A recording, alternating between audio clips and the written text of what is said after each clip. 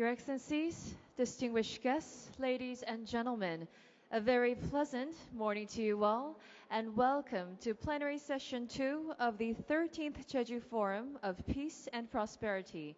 My name is Kelly Park, your MC for today's event, and thank you so much for sparing your valuable time just to be here with us today. Now for this plenary session under the theme, UNESCO's unique mandate for peace and development, multilateral cooperation through education, culture, and science, we'll be joined by Audrey Azoulay, Director General of UNESCO, for a special lecture and a dialogue. So now, ladies and gentlemen, please welcome Audrey Azoulay, Director General of UNESCO, for the special lecture. Please welcome with a big round of applause.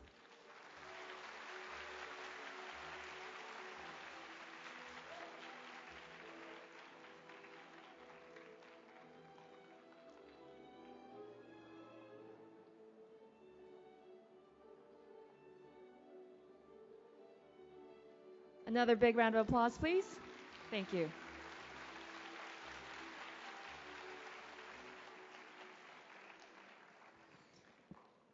Good morning, everybody.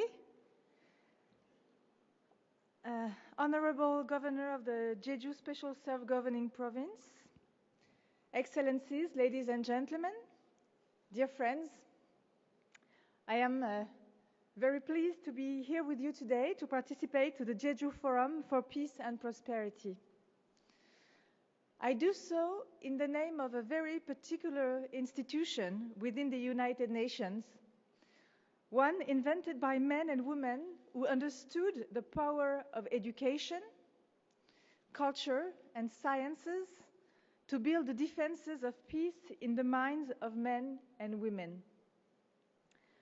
But the challenges of our century are not the same as those of 1945. The challenges of our world, whether they be demographic, due to climate change, extremism, or preservation of diversity, are challenges that no state can resolve alone and which cannot find a lasting response without education, sciences, and culture. We therefore carry a great responsibility to implement the mandate of UNESCO in a spirit of cooperation and dialogue. When the challenges are global, we must once again find the path of strong multilateralism. And multilateralism is not the sum of particular interests, the simple addition of bilateral relationships. It is a dialogue with several voices, a collective intelligence in action, in which the voice of each member state for our organization is equal to that of another, in which each voice should be heard and respected, and where compromises have to be made. At this moment, abandoning or weakening what we have built through the UN system would be a dangerous regression, which is why we must defend institutions like UNESCO and not weaken them. Our collective responsibility is to reawaken the spirit of dialogue through a global conversation and to renew our commitment to cooperation so that we can find the appropriate collective solutions for the challenges that we face and that we all face. Unfortunately, too often in the past few years, UNESCO, among other UN institutions, has suffered from division between member states, which have weakened our credibility and slowed our action at a time in which they have never been more necessary.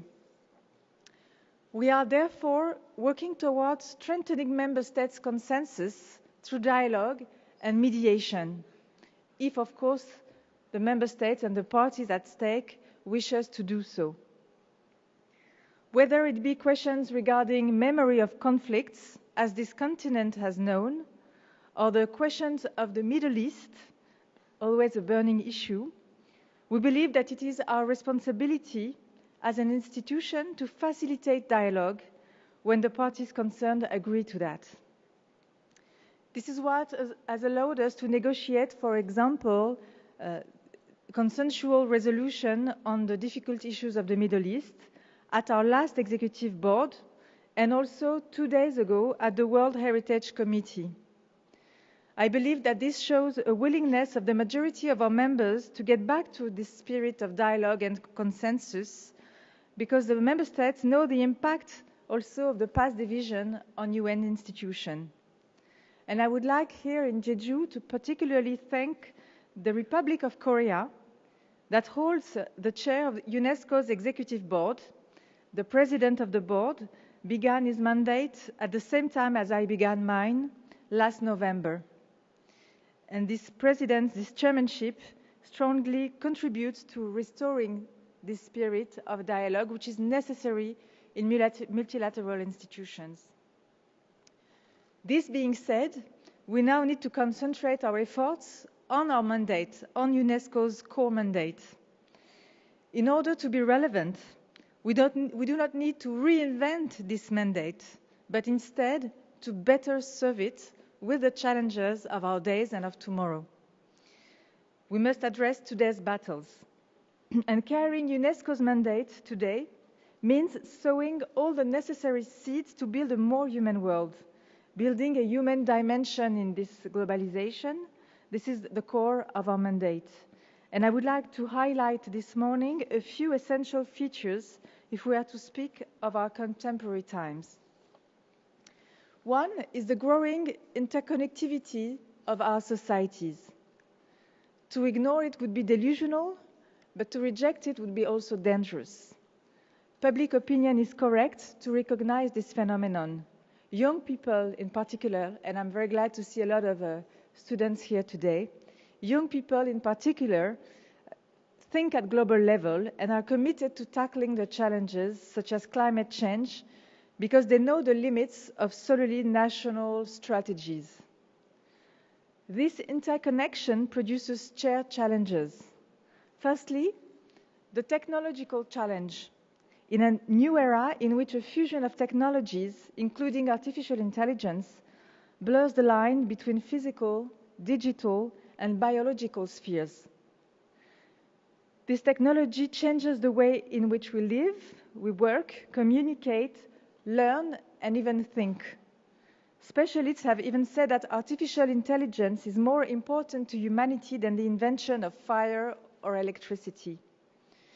Big data and algorithms will help shape new public policy, but will also raise questions about values, moral choices, and ethical questions related to private lives, individual freedom, transparency, and ultimately responsibility. UNESCO will play its part in this reflection, which must be global, on ethics of artificial intelligence, and attempt to define principle, framework, guidelines that could be shared by the international community. As you know, as far as applying ethics to science, UNESCO has a long-standing experience. It has addressed in the past ethical issues related to the human genome and genetic data. The second challenge is climate change and the way in which we will adapt to these ecological transitions resulting in drought, rising sea levels, and extreme phenomena. The Paris Agreement of 2015 is a major, if rather late, step which signals a political willingness, but its consequences for public policy are huge and much remains to be done. This will change the way in which we live. Highly populated coastal zones will need to be redesigned in a more sustainable way, and we will need new methods for managing natural resources. We will therefore need to cooperate to develop new competencies based on creativity and intelligence. The third challenge that we see is demographic. The global population will reach 9 billion by 2050, having increased threefold in just 1 century. This population will be increasingly urban, with 6 out of 10 people living in towns. Demographics, coupled with climate change, will continue to prompt migration within and between countries. These technological, climatic, and demographic challenges threaten to increase the tensions that can lead to extremism. This version of globalization could prompt retreats into nationalistic sentiment and create or deepen divisions. To tackle these challenges, we must reinforce partnerships between governments, regional institutions, and the private sector, as these challenges call for collective responsibility and commitment. We must build a better multilateral system in order to avoid the worst, and I would like to outline some of UNESCO's concrete proposals here. Firstly, one of the essential pillars of our mission is, as you know, education. Building appropriate, modern education systems for our times means lifelong learning that reaches the whole population. Women have been left behind, particularly in Africa, yet education is essential to tackle the challenges of our time in a sustainable way. It is necessary because for moral reasons and as well as practical reasons, because we know that nobody can simply retreat behind their borders and not see the challenges in education in other countries. It is also through education that we can begin to find a long-term solution to climate change. We also need to adapt educational systems for the skills of the future.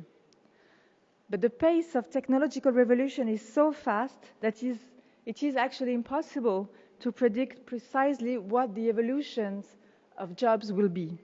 Some will disappear, others will be created, and all of them will be impacted. It's why lifelong learning is so crucial, and it also means that not only technical skills are required, but also creativity and the humanities to learn how to learn and to think in evolving environments. Too often, we only put emphasis on technical skills to provide solutions and put humanities in another silo. But as Fabiola Gianotti, who is a director of the CERN project, which UNESCO helped create, as she points out, science and humanities, on the contrary to being opposed, both represent the highest expression of curiosity and creativity of humanity. That's why the teaching of humanity is also extremely important to foster critical thinking, learning to learn, learning to live together in peace. Education is about skills, but not only about skills, it's also about passing on shared values and becoming global citizens. UNESCO, as the lead agency in the United Nations system, is the lead agency for education. So we work to share best practices, to support public policies in the field, to measure and track data to guide our path towards the Agenda 2030. We particularly prioritize education to support women and girls in Africa. The international community is not yet on track to invest sufficient funds to reach the goals of the agenda it has committed to. Our latest figures show that after a worrying decline, international public aid to education is increasing, but there is a shortfall of $39 billion a year. So we call on all the donors to consider contributing to this essential agenda, as education is the key to success for the whole of the 2030 agenda. Across the globe, where children are deprived of an education, and particularly young girls, economic development, peace, the fight against terrorism and fanaticism are at stake. As we speak, 263 million children, adolescents, and youth are out of school, unable to reach their full potential. But even those in school are not necessarily gaining basic skills. The shift to green economy and the opportunities of the new technological revolution call for a sharper focus on science, especially for girls who are too often dissuaded from pursuing career in these fields. But I am speaking today to you in a country which has shown the world the power of education. The Republic of Korea understands the weight of history and knows how fragile peace is. It has managed a unique turnaround and has become a model of development and innovation in just a few decades through the investment in education. This path has been supported by the international community through Unesco since the 50s. The organization responded to the call of the United Nations to help the civilian population, and this aid at the time was primarily for schools and universities. The Republic of Korea has since become one of the most advanced countries in terms of education. And in turn, today, South Korea supports UNESCO in its mission, particularly in education. Today, the country finances several education programs that we coordinate, not only in the region, not only in Asia, but throughout the world, and especially in Africa. To quote a few examples, South Korea has just signed an agreement which will allow to reinforce our aid for education for girls in the Punjab regions of Pakistan, but also supports professional training through a program which is called Better Education for Africa Rise in Ethiopia, Kenya, Uganda, and also supports UNESCO for the education of Syrian refugees in Jordan. The National Commission of South Korea is one of the most active national commission of the global network. So the country takes on its responsibilities in global governance in coherence with its successes. And I call on others, states and private companies, to follow this example and contribute to support UNESCO's missions. I would also like to underline the role of cultural heritage in building peace. Cultural heritage is a wealth which is a legacy of centuries, which must be known and understood. Our heritage is part of our identity, and it is essential that each of us can appropriate this heritage and see ourselves in history, location, arts, and traditions. Because knowing this identity is also being able to discover other identities, that of the others. Being deprived of it, being deprived of our past, is to be vulnerable to false narratives and sometimes extremism. But heritage evolves and reinvents itself. Young generation must be involved in it. Earlier this week, I opened the 42nd session of the World Heritage Committee in the Kingdom of Bahrain. We organized in parallel a young professional forum, and I cannot resist the pleasure of sharing with you their conclusion, the conclusion of the young professional in World Heritage, in cultural heritage. They insisted on two key messages. First, the importance, and I find it very, very relevant, the importance to consider the multiplicity of stories that are inherent in our heritage. They refuse oversimplification on cultural heritage and the artificial opposition which is sometimes created by hate speech. The second message is one that we can hear very well here in Jeju, the necessity to protect natural heritage sites and to inscribe more of them on UNESCO's world list. What these young people are saying is that culture is more than buildings, documents, and traditions. It is how we see ourselves, how we see the others, tomorrow's world, and how we learn about each other. I believe it's the only long-term solution with education to fight extremism. When extremists seek to divide humanity between us and them, we need to highlight everything that unites us as a single community through universal values and fighting ignorance. This is why we believe that an efficient way to prevent violent extremism is through UNESCO's mandates, be it education, culture, science, freedom of expression. To name a few examples, we publish manuals to help teachers and policymakers to prevent violent extremism. We work with youth at the regional level to promote their participation in policymaking, and launched at the beginning of the month a manual on the role of education to prevent anti-Semitism.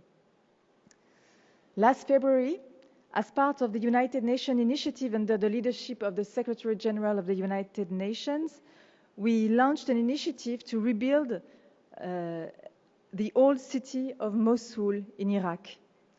Our objective is to support the Iraqi people and revive the spirit of this old city, which was a symbol of cultural diversity, cultural heritage.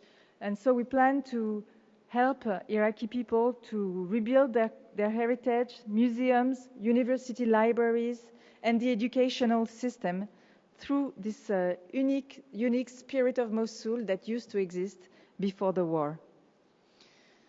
Ladies and gentlemen, the Republic of Korea is a strong supporter of UNESCO's mandate, returning the support it had from the international community 70 years ago.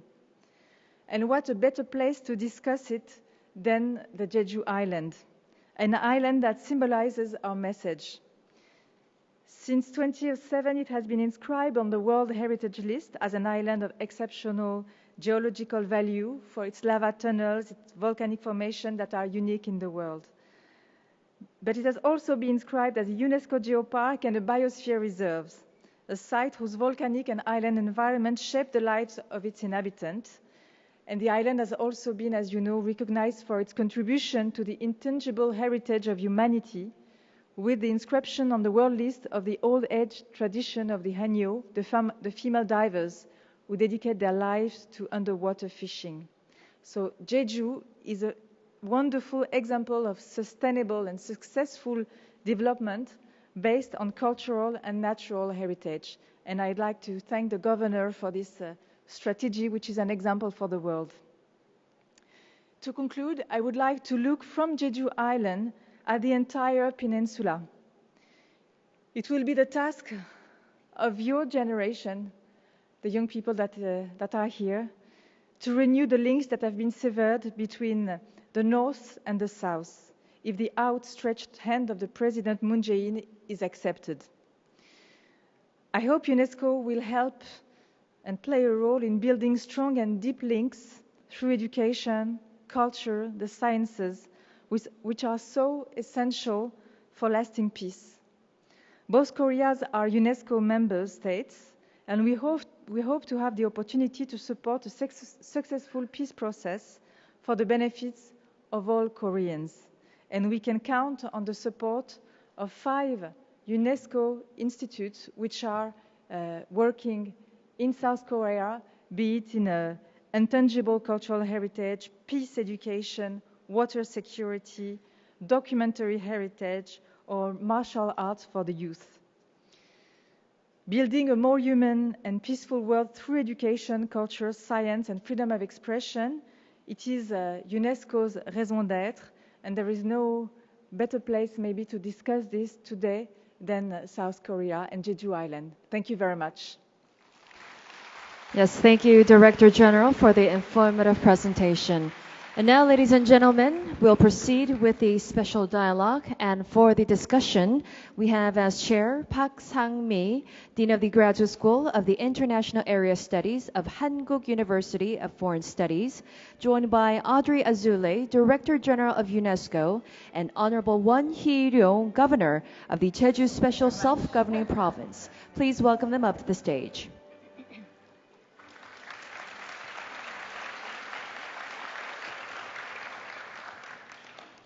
Well, good morning, ladies and gentlemen. We now have a special session. This is a panel session to discuss some major points raised by Madame Azoulay in her keynote speech. Once again, I'd like to thank for your presence here and your speech, which was full of insights and inspiration. Thank you very much. And for this session, we also have Governor Won Hee-ryong of Jeju Special Governing Province. Thank you very much for your presence and joining us. I would first like to direct a question to Madame Azoulay. As you mentioned in your speech, this is a special momentum for peace for all Koreans, and I'm sure that all the global community is looking forward to what will be happening in Korea for peace. And I understand that UNESCO has been working in fields including education, culture, and science, and so forth, and eventually to achieve peace. Mm-hmm. Could you recommend one of these fields in which South and North Korea can start collaboration as a way of building trust between the two Koreas? Thank you very much. I think it's a very important question. As I mentioned, both countries are member states of UNESCO, so we have a basis to try and work together.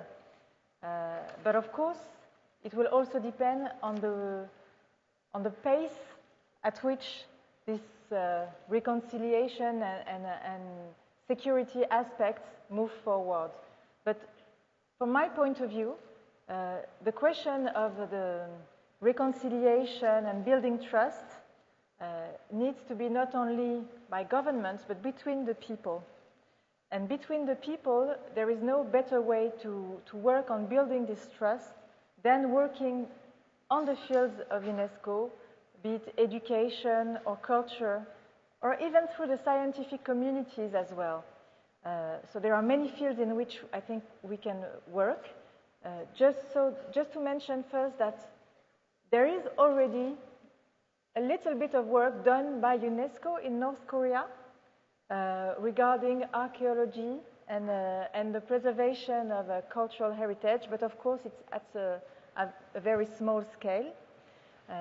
But for me, one of the areas in which we could start working, because it's very important as a symbol, is cultural heritage.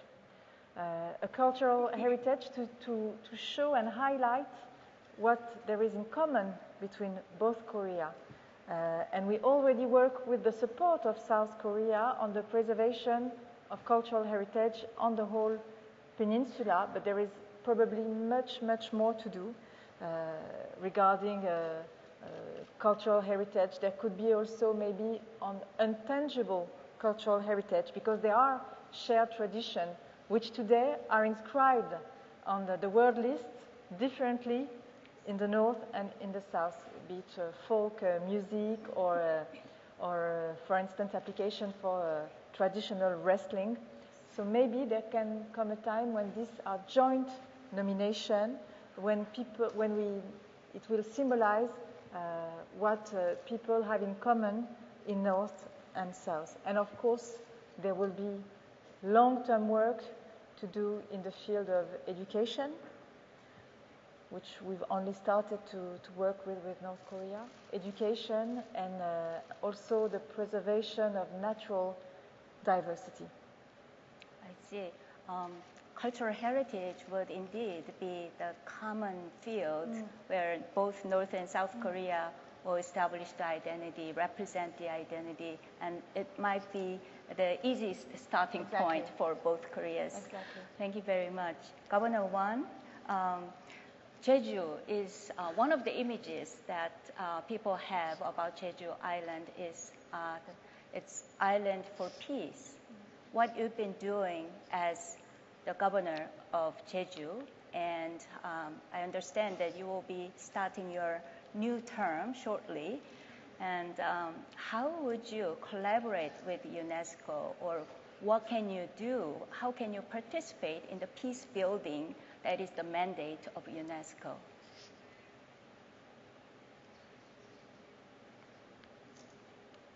네, 저는 유네스코와 제주 평화의 섬이 같은 목표를 추구하고 있다고 봅니다.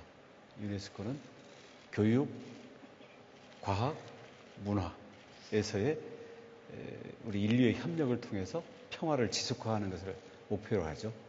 우리 제주도는 세계의 평화섬으로 지정된 이래 평화라는 것이 전쟁과 폭력이 없다라는 전통적인 개념뿐만 아니라 실제 여러 가지 방면, 특히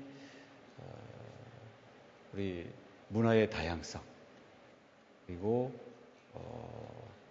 생태, 자연과 인간의 평화적인 공존, 그리고 에너지 생산에 있어서도 전쟁, 폭력과 어떤 경제적인 수탈 관계를 벗어나는 이제 카본 프리 아일랜드로의 그런 에너지 평화를 추구하고 있죠.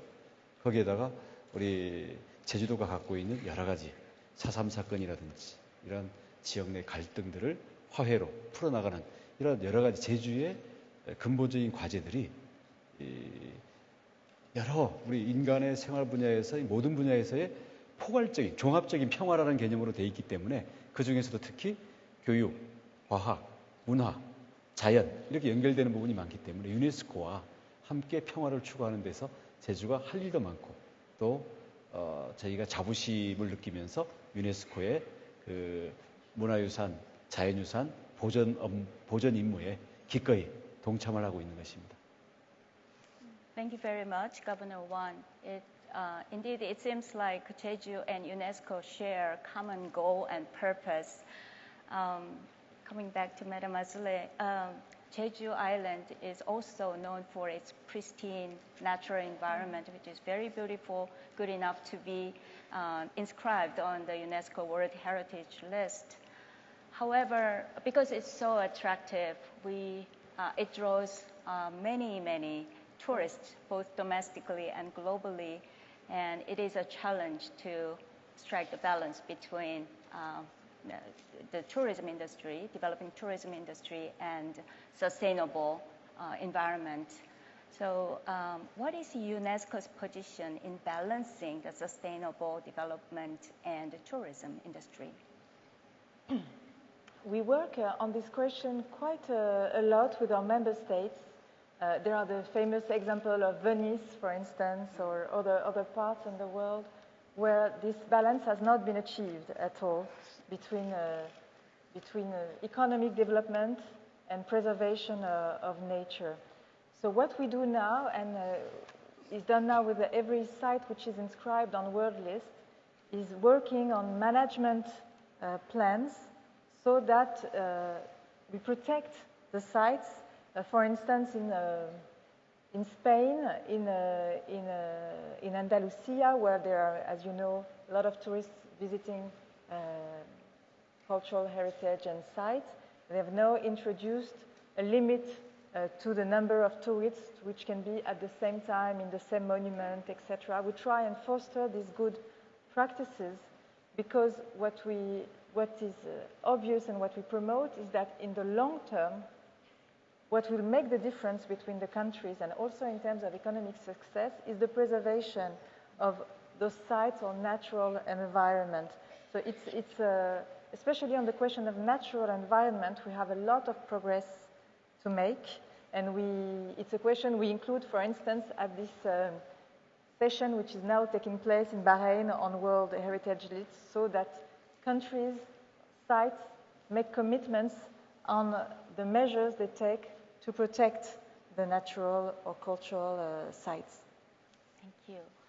Governor Won, I think one of the major tasks as the governor of Jeju is to safeguard the cultural heritage, whether it's tangible heritage or intangible cultural heritage. The Jeju volcanic island and lava tubes was inscribed on the World Heritage List in 2007. What are your plans to preserve and safeguard the cultural heritage, especially the volcanic island and the lava tubes and Jeju Island? 제주도가 유네스코 자연유산 그리고 세계 지질공원, 생물 다양성 보존 지역 그리고 람사르 습지까지 해서 워낙 귀중한 자연유산으로 국제적으로 유명해지면서 또 보존 의무도 지고 있죠. 근데 유명해지다 보니까 관광객과 탐방객이 너무 많아지는 거예요. 보존에 이제 위기가 생기는 거죠. 그래서 우리 국제적인 여러 아까도 베니스의 예도 말씀하셨습니다마는 국제적인 경험과 지혜를 저희들도 참고해 가면서 예를 들어서 용암동굴이라든가 한라산에 대해서는 탐방객 수의 제한이라든지 예약제라든지 아니면 요금을 통한 관리라든지 아니면 그 지역에 있는 여러 가지 상가 건물들을 저희가 매입해서 어떤 홍보관으로 쓴다든지 해서 뭔가 이 보존과 그리고 지속 가능한 이용 이런 부분으로 저희들이 점차적으로 이런 부분들을 노력을 해가고 있습니다. 아직도 많이 부족합니다만은 그래서 우리 제주도 같은 경우 이런 4가지의 보존 의무를 세계에서 이 보존 의무를 4가지나 갖고 있는 데는 제주도밖에 없습니다. 그래서 이런 그 보존 의무를 진 지역들의 어떤 보존 노력 또 이렇게 보존을 하다 보면 지역 주민들은 재산권이 제약이 되고 경제 성장에 대한 욕구가 또 억압되는 면이 있어요. 그래서 이런 것들을 어떻게 지역 주민들의 이익 그리고 참여를 이끌어낼 수 있는가 이런 것에 대한 프로그램들도 필요하기 때문에 이러한 것들에 대한 공동의 노력을 위해서 우리 교육훈련센터도 필요하다고 보고 있고요. 제주도가 그런 노력을 하고자 합니다. Madam, did you? Thank you very much. I just wanted to add one point, that as the governor has said, being inscribed on the list comes with responsibilities. And there is once a site is inscribed on the list, there is a follow-up process regularly, every 2 years, 3 years normally. It can be more. It can be different regarding the different situation, but there is this follow-up process. And for instance, there was a natural site of a coral reef that was taken, that was put on the list of World Heritage in Danger, and that just been readmitted at this last session because of the efforts that were made in order to restore and protect. So the nomination is not only one step; it's a process, and the follow-up process, I think, is extremely important too. Thank you. Inscription indeed is a promise to the international society to safeguard the heritage in the proper way. In addition to the beautiful natural environment, you also have UNESCO heritage and the intangible cultural heritage. As Madame Azule also mentioned in her speech, Jeju Haenyeo, the female divers.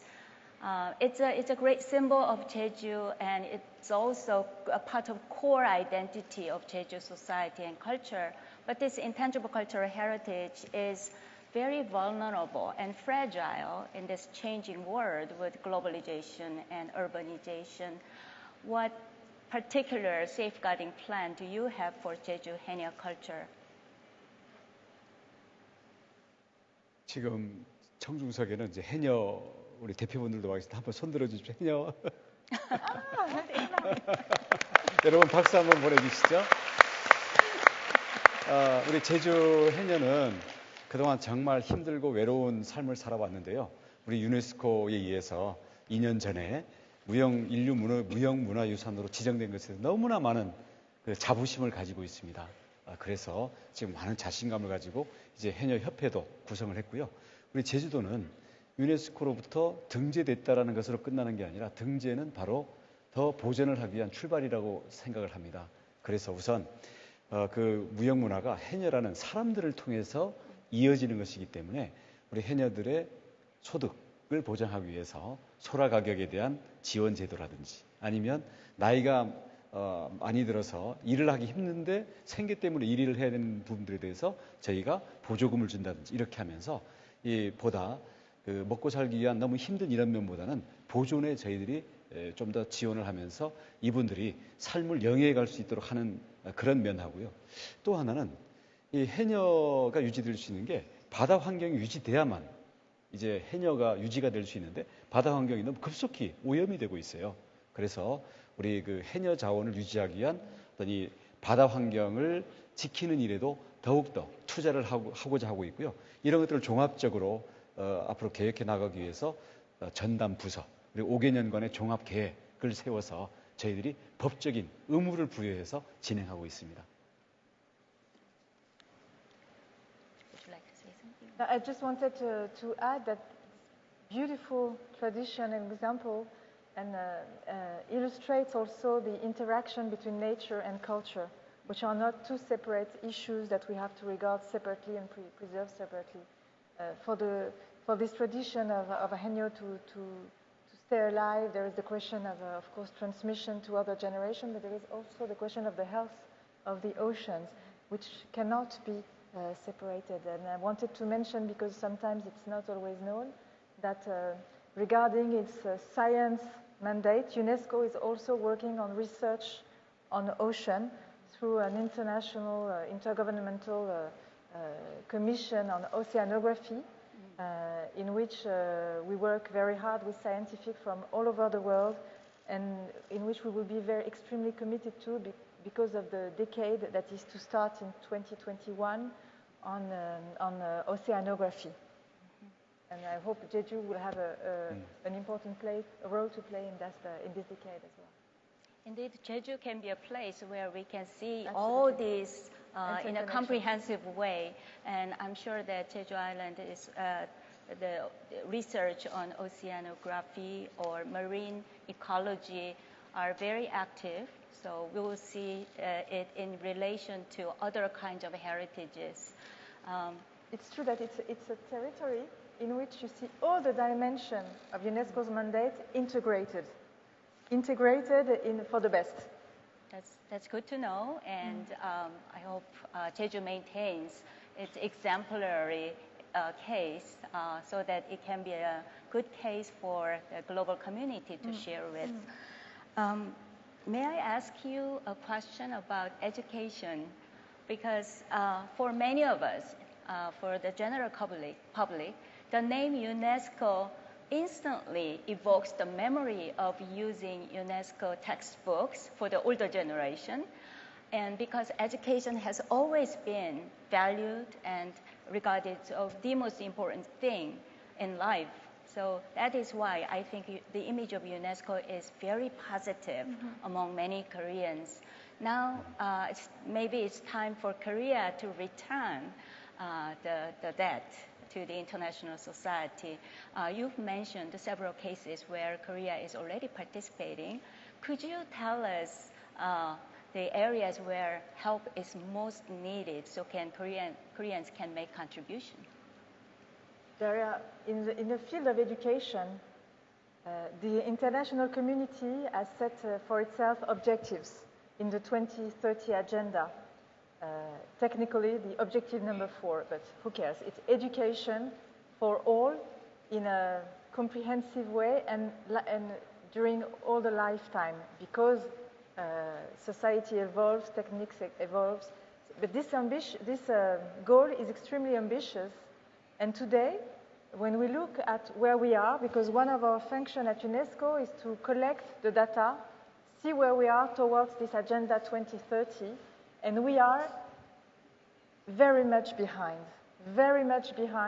because of course, Korea is an exception. South Korea is an exception in terms of investment on education and higher education as well, which for me explains the success it has now today.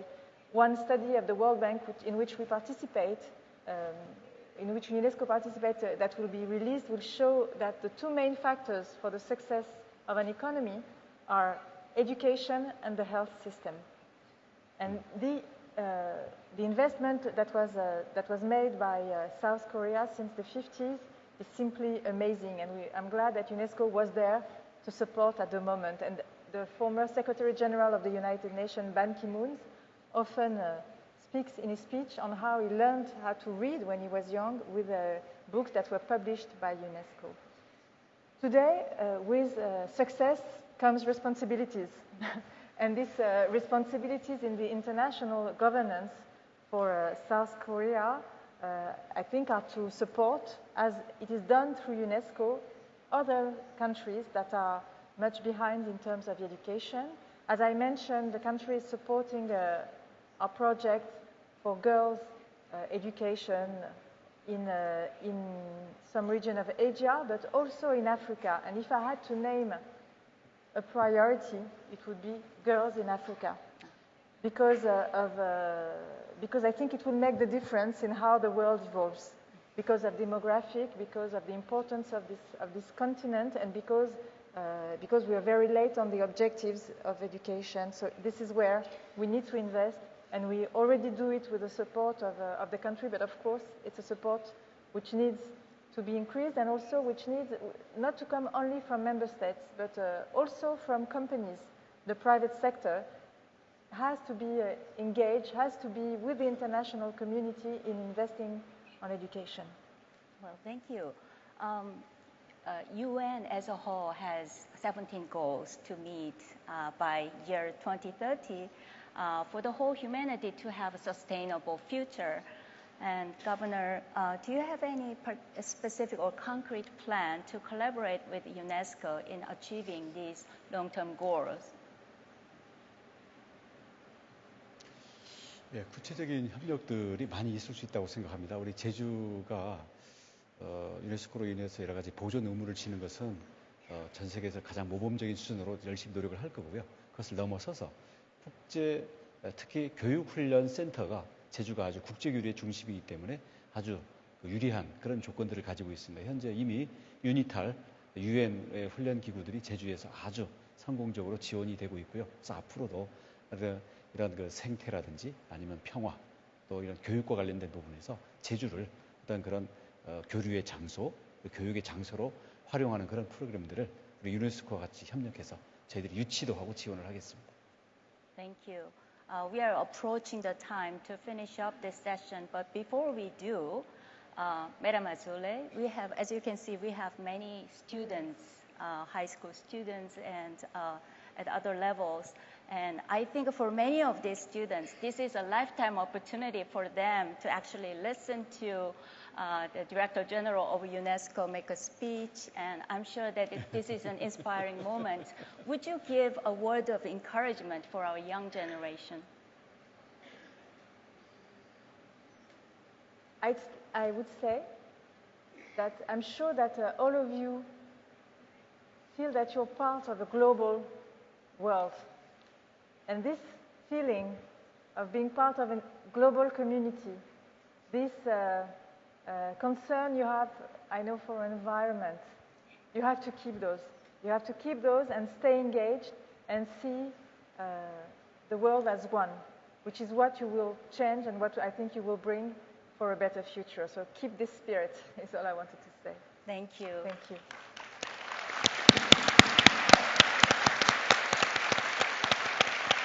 Well, I wish we had more time to continue this exciting and very informative and insightful conversation, but I think this is all the time we've got. I thank Madam Azule for being here and making us have this opportunity, and thank you, Governor Wan. Thank you very much for you in the audience. Thank you.